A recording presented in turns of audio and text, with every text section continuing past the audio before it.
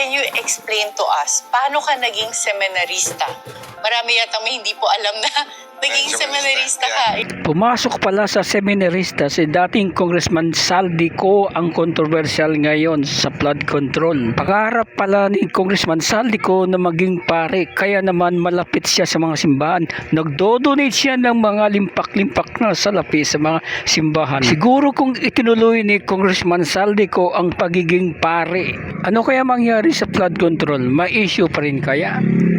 Can you explain to us, paano ka naging seminarista? Marami yata may hindi po alam na naging seminarista ka. Yes. Actually, nakakatawa. Kasi yung nanay ko, laging sabi niya, bantayan mo yung tatay mo. Bantayan. So every Sunday, nagsasabong yung tatay. So kakasama ko sa kanya, natuto akong sabong, grade 6. Nainis naman yung nanay ko dahil natuto naman ako sabong. Sabi, pasok ka sa seminaryo. Ang ginawa ko, para maging masaya, lahat nakaklase ko nung elementary na mga kaibigan ko. Sabi ko, papasok ko sa seminaryo, gusto yung sumama. Mag-orientation, 3-day. Naka-recruit ako 11 na classmate.